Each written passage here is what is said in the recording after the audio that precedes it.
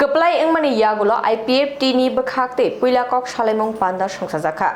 Kok ti salo Agartala Press Club IPFT bodol ni bekhakte IPFT ni tangfangrogno tui kaisa kok malaimung panda achukjakha. Panda o Julaibari kendro ni IPFT keplai candidate montri Shuklacharan nuatiabo manjakha. Keplai ni tongthok mungni logi BJP IPFT kethajak hapangno subaina bagai Congress CPIM kethawi kebengnai bodol thancha engmani kogrogno khursawi koklam narakjakha.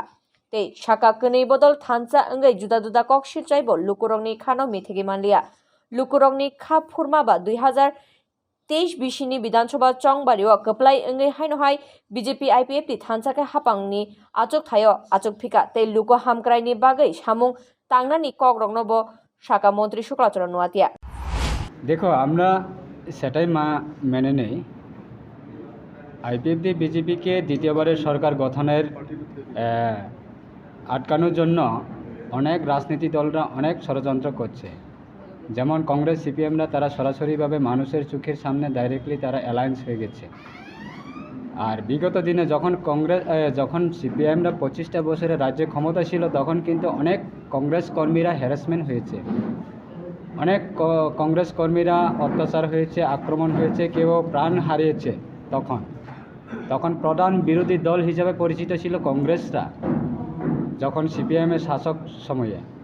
তো আজকে যখন BJP IPFT সরকার গঠন হয় 2018, এই যে স্বচ্ছ সরকার এবং মানুষের জনকল্যাণের সরকারকে কিভাবে আটকানো যায় সেটাকে সবাই শত্রুরা একত্রিত হয়ে গেছে।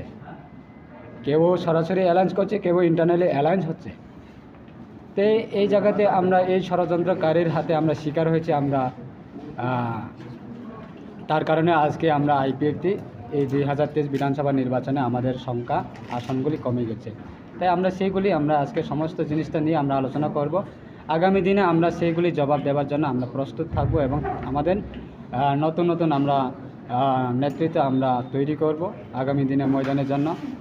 কিন্তু আগামী দিনে যারা বিরোধীরা এই বিধানসভা নির্বাচনে যারা বিরোধীরা বলছে যে বিজেপি আইপিএফটি 5টা 6টা আসনে বেশি পাবে না, তাদের মুখে কালি লাগিয়ে দিয়েছে ইভিএমের মাধ্যমে। তারা এক্সিট পোলকে বিশ্বাস করতো না যে এক্সিট পোল সেইগুলি বিজেপি কেন্দ্র যেহেতু সরকার আছে, কোটি টাকা দিয়ে মিডিয়াকে তারা কিনে তারা এক্সিট পোল তৈরি করছে। আমরা এই এক্সিট পোলকে আমরা বিশ্বাস করব না, আমরা ইভিএমকে বিশ্বাস করি। তো ইভিএমে যখন ভোট গণনা শুরু হয় তখনই দেখা যায় সব ইভিএম সব আসনের মধ্যে মেজরিটি যে বিধানসভা কেন্দ্রের মধ্যে আমাদের পক্ষে রায় দিয়েছে জনগণ।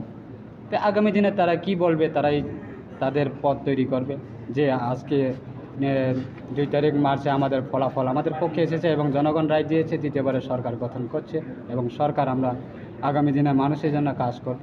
তাই মানুষকে কোনো কারণে বিভ্রান্ত করা যাবে না, মানুষ সচেতন আছে। আগামী দিনে আমরা ময়দানে থাকবো। আমরা দেখেছি যে আমাদের পলিটিক্যাল পার্টি সিপিএম একটা পলিটিক্যাল পার্টি, বিজেপি একটা political party, national political party.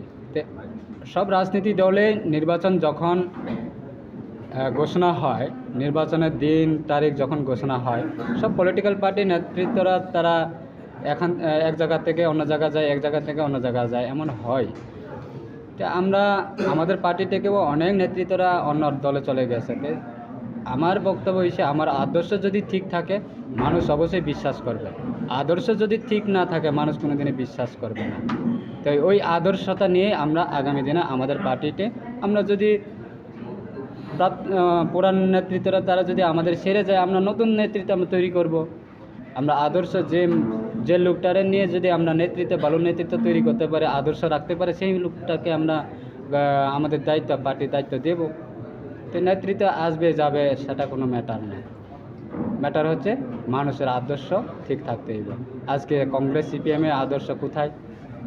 একদিন ছিল সিপিএম 25 বছর শাসকে যখন ছিলেন তখন কংগ্রেসটা বিরোধী দল ছিল, আজকে তারা এক হয়ে একটা মঞ্চে বসে বিজেপির বিরুদ্ধে তারা কথা বলছে। তাদের আদর্শ বা নীতি কোথায়?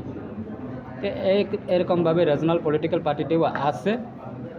আমাদের এই আইপিএফটির বিরুদ্ধে যারা আন্দোলন করছে বিগত দিনে আইএমপিটি এনএসপিটি অন্যান্য অনেক দল আছে।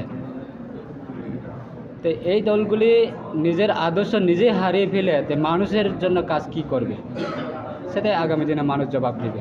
ধন্যবাদ। Rajakhoragulini Nitai Deni Kokthum, Bureau Report, Khumpui.